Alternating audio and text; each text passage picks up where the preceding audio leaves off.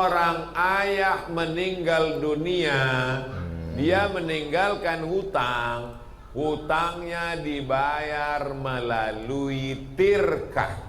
Tirkah adalah harta warisannya. Dalilnya mana? Mim ba'di wasiyatin yusi biha audain.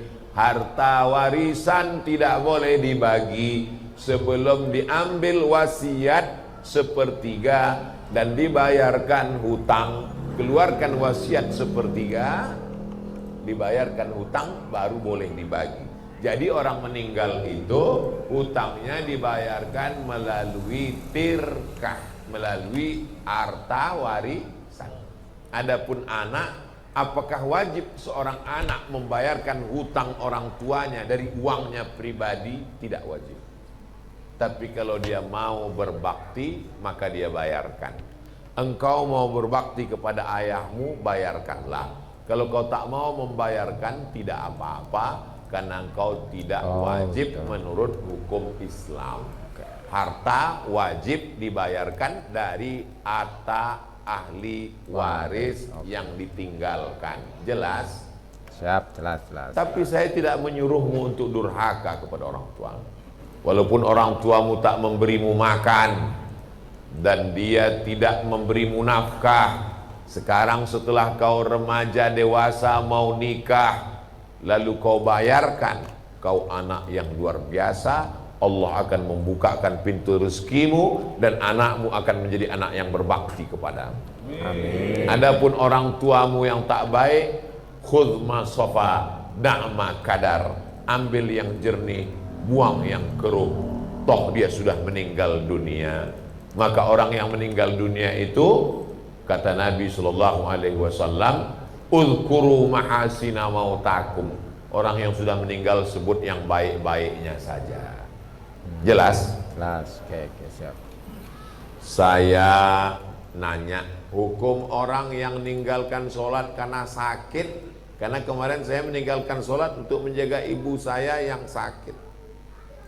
Orang yang tidak bisa sholat berdiri, maka dia sholat duduk. Allahu Akbar. Rukuknya agak rendah, sujudnya lebih rendah. Kalau dia tidak bisa duduk, kepalanya ke utara, kakinya ke selatan, kepalanya menghadap kiblat, miring. Miringkan tempat tidurnya. Kalau nggak bisa miring, karena tulangnya retak, dia telentang. Rukuk sujudnya pakai kedipan mata. Allahu Akbar. Allah. Allah.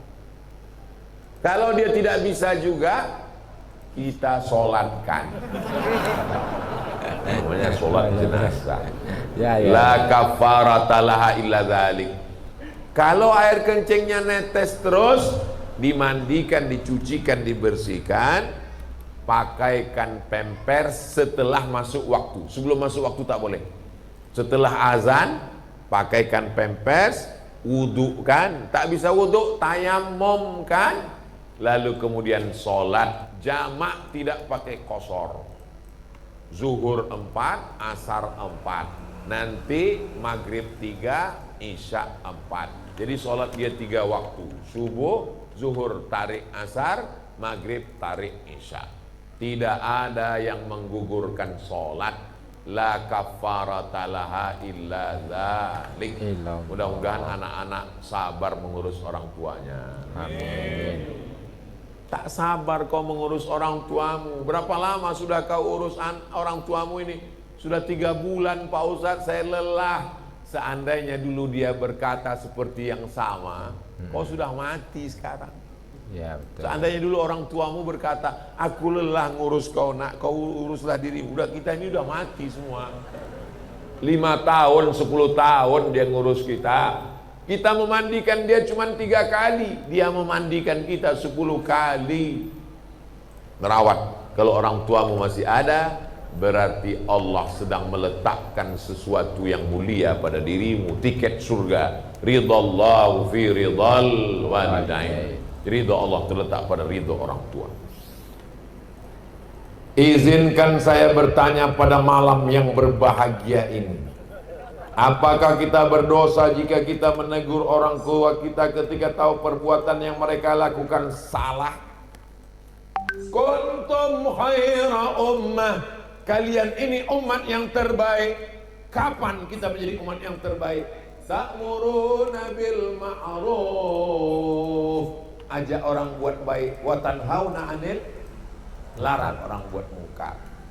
Jadi kalau orang tua kita mabuk Pak Ustadz, orang tua kita main judi Pak Ustadz, orang tua kita kedukun Pak Ustadz, apakah judi, dukun dan mabuk itu mungkar? Mungkar. Maka kita cegah. Caranya, jadi jangan mentang-mentang udah ngaji, udah tobat, udah hijrah, dekat dengan Abu Abi Tengku Ustadz, pulang ke rumah, munafik, itu ayahmu. Kalau kau panggil dia, hei setan, berarti kau anak Setan. Ya. Coba lihat Nabi Ibrahim alaihissalam. Apa kata ayahnya Azar? La illam tantahi, kalau kau tak berhenti menceramahi aku, la arjumannaka, ku lempar kau pakai batu sampai mati. Wahjurni maliya, tinggalkan aku, pergi jauh sana. Apa kata Nabi Ibrahim? Sa'astaghfirulaka rabbi, aku akan mintakan ampun kepada Allah untukmu wahai ayahku. Innahu kana bi hafiya, Allah itu mengabulkan doa-doaku. Jadi tidak boleh berkata kasar kepada orang tua. Wa in jahadaka, kalau orang tuamu memaksamu, ala an tusyrika bi, mempersekutukan aku, kata Allah, la tuti'huma, jangan kau taat pada ke orang tuamu. Tapi baca ujung ayatnya, wasahibhuma fid dunya ma'rufa, tetaplah bergaul, berinteraksi dengan baik, jangan pernah berhenti, tapi dengan cara yang santun. Ud'u ila sabil rabbik, ajak kedua orang tuamu ke jalan Allah bil hikmah, dengan kata-kata yang santun, wal mau'izatil hasanah, dengan suri tauladan yang baik. Mesti berdebat, berargumentasi. Wajadilhum billati hiya ahsan, berdebatlah dengan cara yang terbaik. Jadi kalau kebetulan ibunya belum pakai jilbab, belum menutup aurat, mak pakai baju tutup aurat ya mak ya, kelihatannya ketiak emak itu macam leher onta. Kasar kali cakap kau. Kalau tak percaya tengoklah mak, ini gambar. Jangan kasar-kasar, karena bagaimanapun dia dulu yang mengandungmu 9 bulan 10 hari, melahirkanmu meregang nyawa. Kau gendong dia dari Banda Aceh ke Makkah, terus ke Madinah, terus ke Padang Arafah, terus ke Musdalifah dan Mina, tak dapat menebus sekali teriakannya saat melahirkanmu. Dengan kata yang paling lembut, paling baik, pakai lidah orang lain, pinjam lidah ustadz untuk menyampaikan kebaikan. Dan doakan dia, Allah akan membukakan pintu hidayah. Tak ada yang sulit bagi Allah, tapi Allah ingin melihat kesabaranmu dan keseriusanmu. Mudah-mudahan orang tua kita yang belum lagi dapat hidayah, dibukakan Allah pintu hidayah, insyaallah. Amin ya Allah, amin. Bagaimana hukumnya menanam sesuatu di dalam tanah yang di atasnya didirikan bangunan, misalnya rumah, ruko, dengan harapan, keyakinan bangunan itu kokoh. Di tempat saya, bahkan rumah saya, gedung kelas, masjid, memang sebelum bangun itu memang di dalam, di tanah itu ditanam supaya kokoh. Yang ditanam itu apa Pak Ustaz? Tiang pancang. Karena tanahnya tidak seperti di Palu, tanah batu. Tanah di tempat kami di Riau itu gambut. Jadi untuk membangun kelas 120 tiang pancang di dalam. Bukan itu maksud kami Pak Ustadz. Maksud kami bagaimana hukumnya menanam kepala kerbau. Dulu di negeri kami, di bumi Melayu, Riau, orang Melayu itu kalau mau buat rumah, di bawah itu ditanam kepala kambing. Jadi datanglah ulama. Ulama ini tidak keras, ulama ini tidak mengatakan haram, bid'ah, wa kullu bid'atin dhalalah. Nah, dia tanya, ini Kenapa kepala kambing dibuat di dalam? Ini untuk menjamu jembalang tanah, supaya nggak ngamuk dikasih kepala kambing. Kata Tuan Guru, darahnya aja, karena tidak boleh makan darah. Darah itu kan najis, Arab. Darahnya aja. Oh iya, Terus iya, kepala benar. kambingnya Tuan Guru, kepala Makan. kambingnya antarkan ke rumah. Betul ini, betul. Itulah asal muasal kalau kenduri, selamatan, tahlilan di mana-mana, kepala kambing pasti dikasih ke Tuan Guru. Itu asal muasalnya, asbabun nuzulnya. Ya, ya. Darahnya masuk ke lubang tanah, kepala kambingnya dimasak, digulai, dikasih ke Tuan Guru. Dimakan Tuan Guru yang sekarang, begitu dimakan berkunang-kunang. Dikatakan jembalang tanahnya ngamuk, padahal kolesterol naik. Ya, benar-benar. Jadi ulama itu dulu dengan kesantunannya untuk menjauhkan dari kemusyrikan.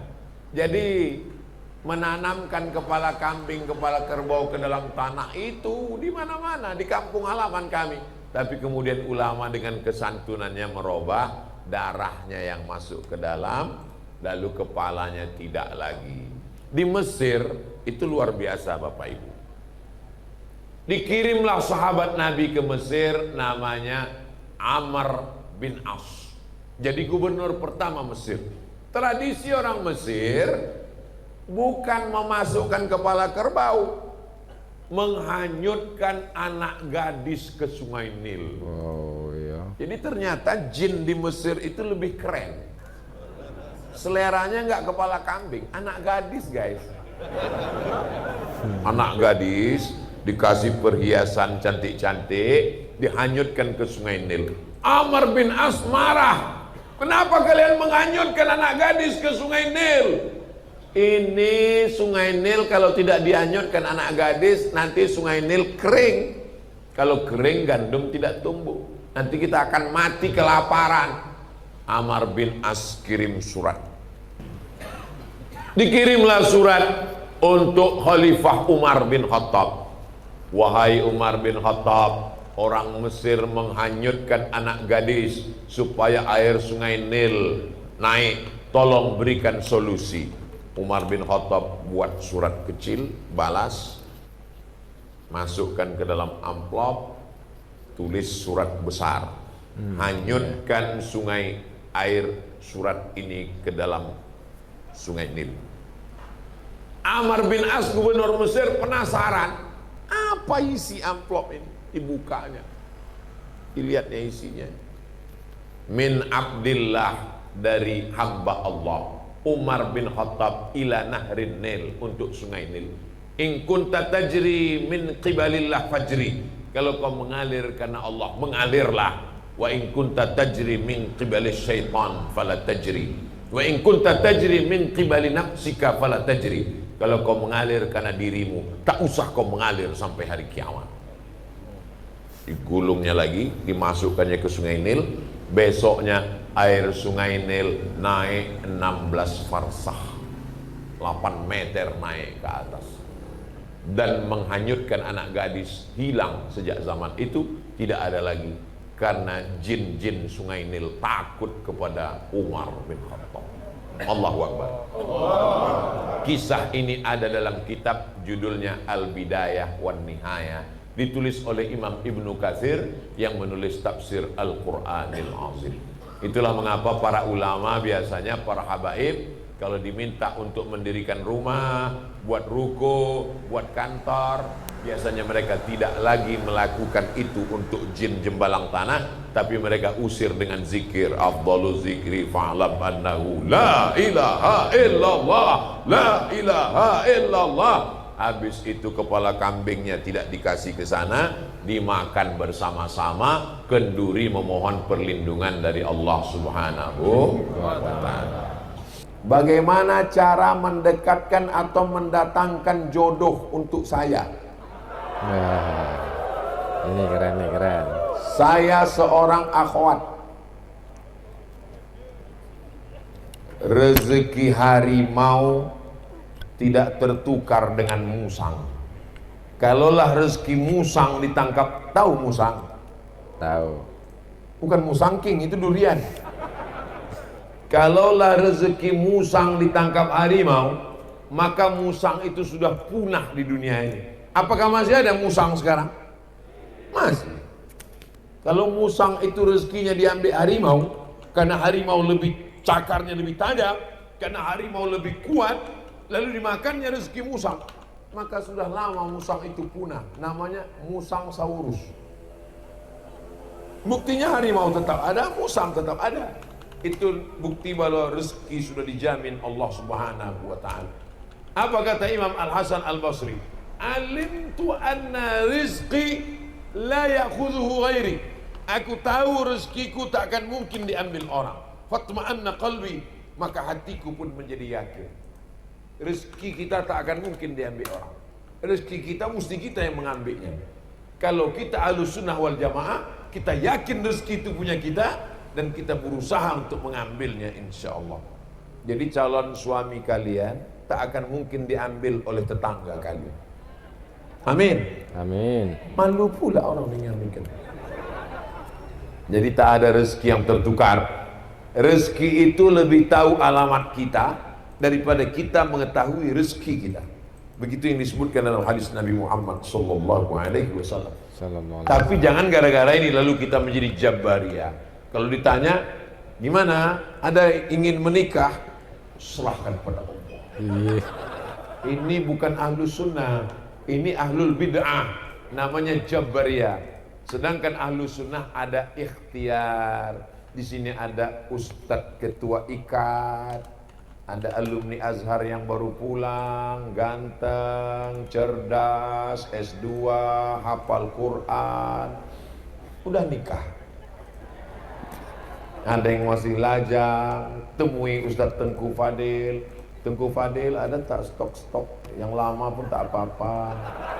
Temui Ustadz Tim Uas, Ustadz Nazar, ada tak yang second pun tak apa. Gitu, ada ikhtiar dan usaha. Boleh seorang wali menawarkan adiknya, anak gadisnya, ditawarkan. Besok kau datang ke rumah ya. Ini aku mau jumpakan sama adikku. Datanglah kalian ke rumah abang ini. Habis itu disuruhnya lah adiknya keluar. Keluar dia bawa teh manis.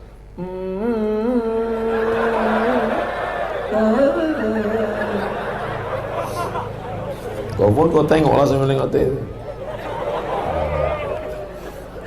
Jadi harus ada usaha dan ikhtiar. Satu lagi Ustaz, jika ada yang datang dengan niat serius, bagaimana memantapkan hati? Memangnya ada pilihan lain? Macam banyak aja pilihan. Iya betul, ini benar-benar. Kalau udah datang itu, jadi perempuan ini begini. Perempuan ini seperti orang masuk kerja, masuk kantornya jam 8, kantor tutup. Keluar dari rumah jam 7. Jam 7 lewatlah bis pertama. Lewat bis, tang-tang, kata klakson bis. Penuh kali bisnya. Nantilah jam 7.15 berlalu satu bis. Jam 7.30 muncul bis. Tang. Memang tidak penuh, tapi nggak ada AC-nya. Nantilah 7.45 lewat ojek. Teng. Ojek pula, nanti ada bis lagi. 7.59 apa yang lewat pun jadilah.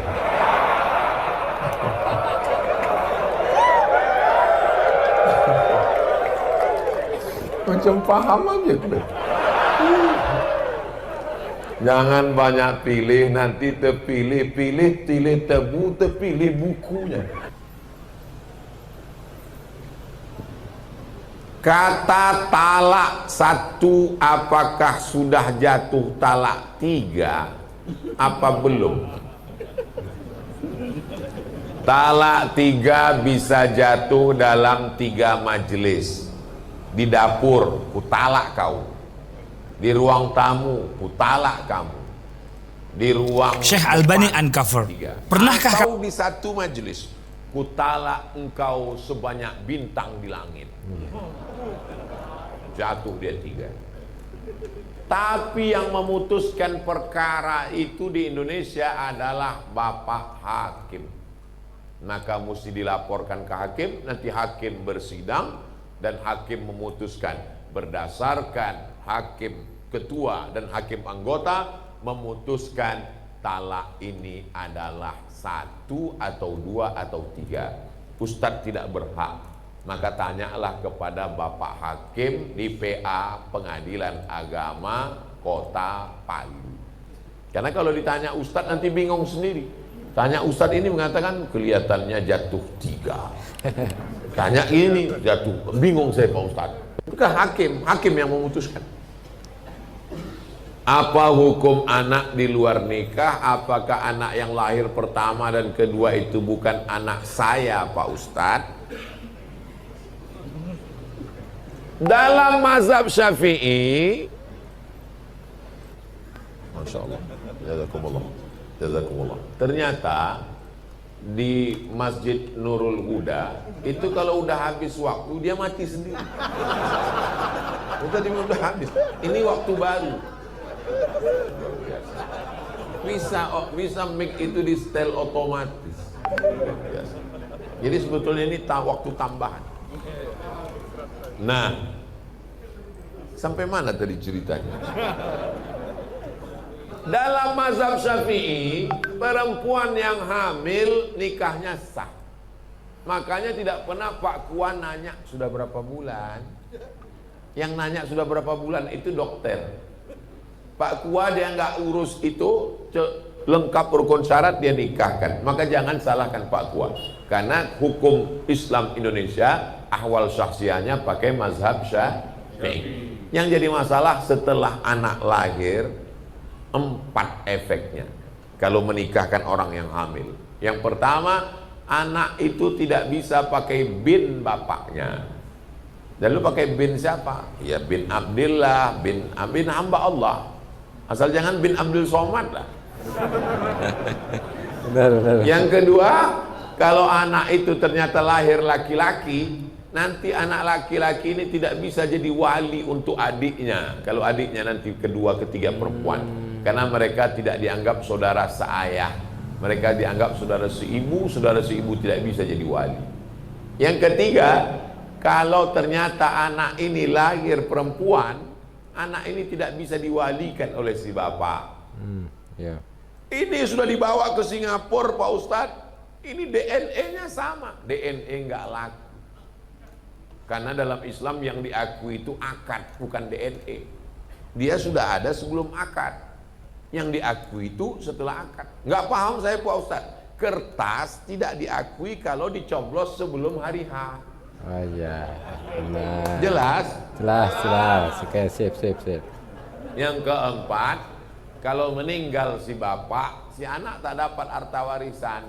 Kalau meninggal si anak, si bapak tak dapat harta warisan. Karena mereka tak ada hubungan nasab. Pekerjaan saya saat ini driver ojol.